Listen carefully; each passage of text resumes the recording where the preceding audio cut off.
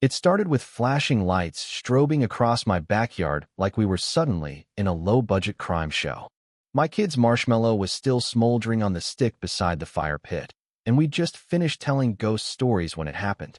And there she was, Karen, standing in my yard like she owned the moon, shrieking at the top of her lungs like I was a criminal for pitching a tent with my own daughter. I mean, full-on diva screeching, flailing arms, pointing at my drone like it was some kind of alien invader. And to be honest, it might have been funny if she hadn't actually called the cops. Officer Marquez was trying to calm her down, bless his soul, while my daughter peeked her head out from the tent and whispered, "Is Miss Karen okay?" I didn't answer. Not yet. Because this woman was in the middle of having a public meltdown over me camping in what she thought was public land. That's the kicker. She didn't know I owned it.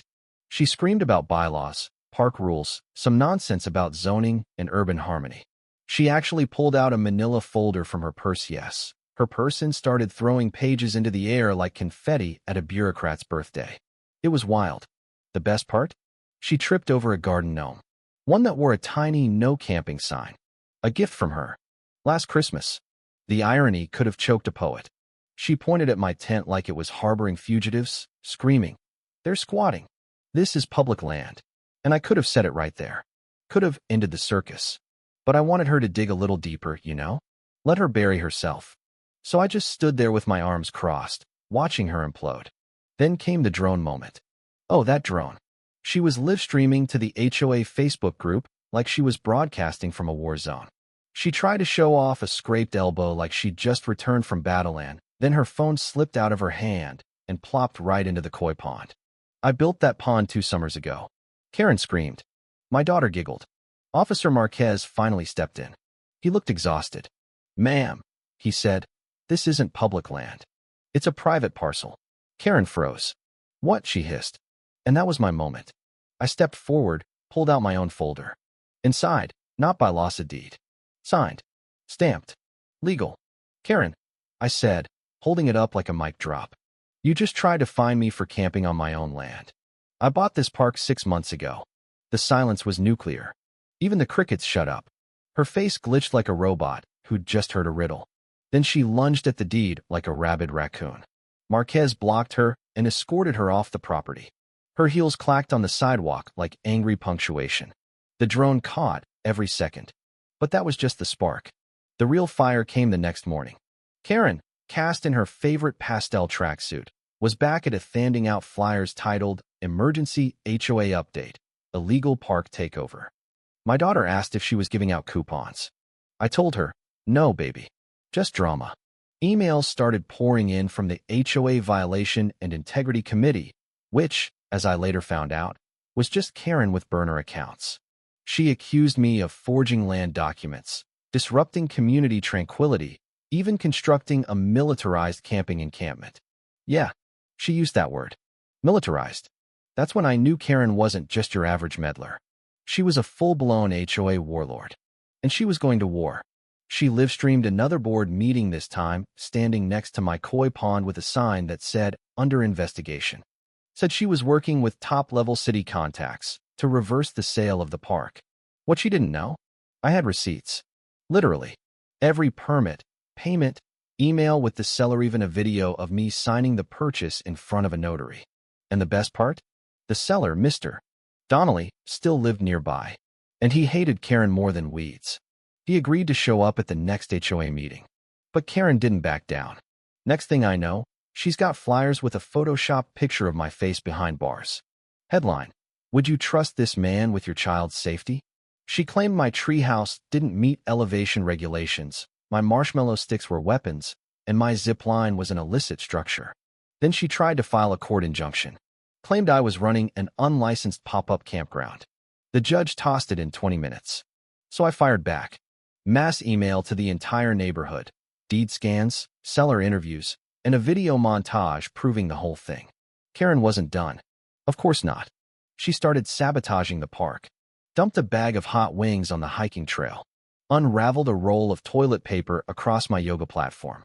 Even zip-tied a Barbie to the swing set with a note that said, "Unsafe for children." Then came the dead raccoon.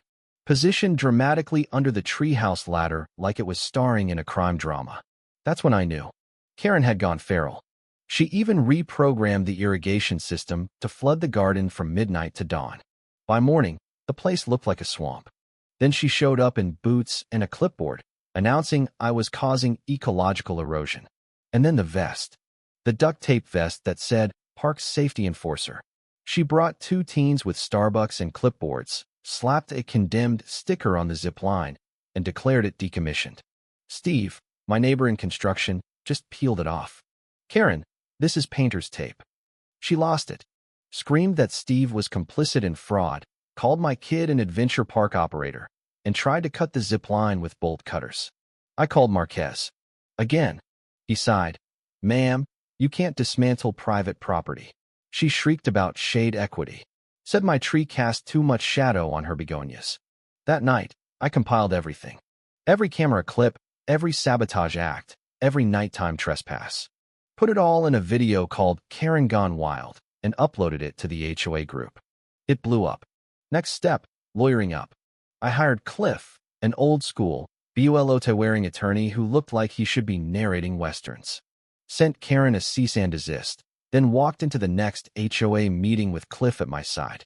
Karen tried to object. Cliff played the video montagedding stamps, zoom-ins, dramatic music. Then he dropped the real bomb. Karen had funneled over $17,000 of HOA money to a fake company, KJM Environmental. Hers. Cliff pulled out another folder. Motion to audit the HOA, he said. Turns out, because I now owned a parcel, I had a vote on the board.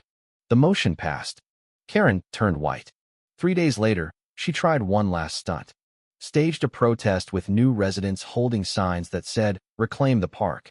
Tried to declare eminent domain at Family Day. Kids laughed. Her flag snapped in half. Cliff showed up with a cooler labeled Legal Ice and handed her a final letter. Civil suit. She tried to call the news. They aired the whole thing. The audit nailed her. She was removed, banned, and fined. But the cherry on top? The community renamed the park Millhouse Meadows in her honor. She tried to move back in. Blocked. Tried to appeal. Denied. Her name became a meme. Her legacy? A garden gnome statue that reads, In case of power trip, break glass.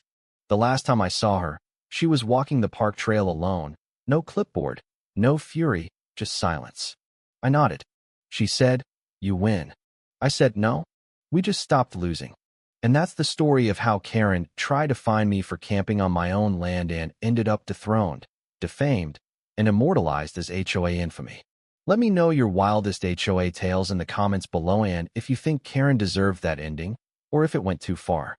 Like, share, and subscribe for more stories of suburban chaos, poetic justice, and the beautiful sound of bounce houses rising free.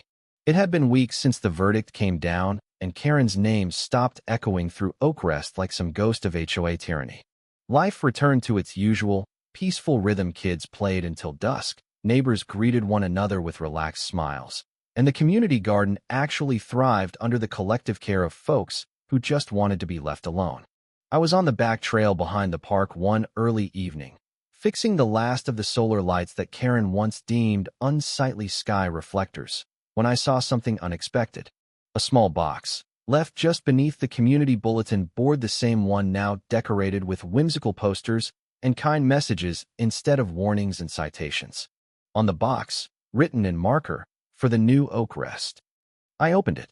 Inside were things I never thought I'd see from Karen: a folded apology note, handwritten in her unmistakable cursive, a photo of her as a younger woman standing in front of what must have been her first HOA meeting, beaming, and a tiny, rusted whistle, the same one she used to call order at every neighborhood gathering.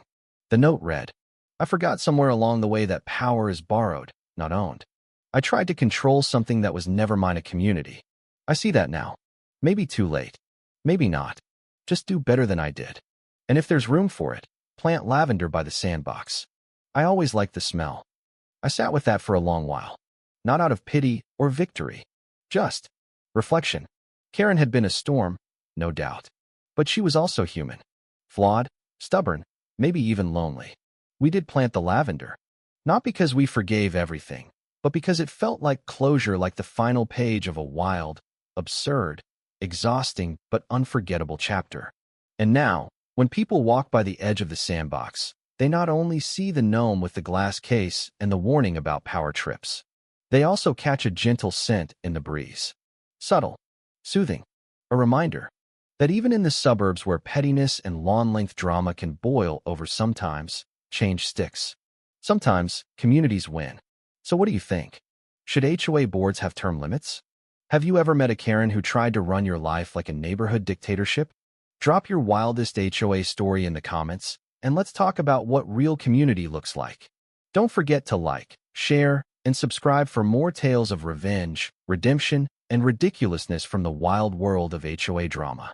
And remember, if you ever catch someone measuring your mailbox with a ruler, it might just be Karen reincarnated.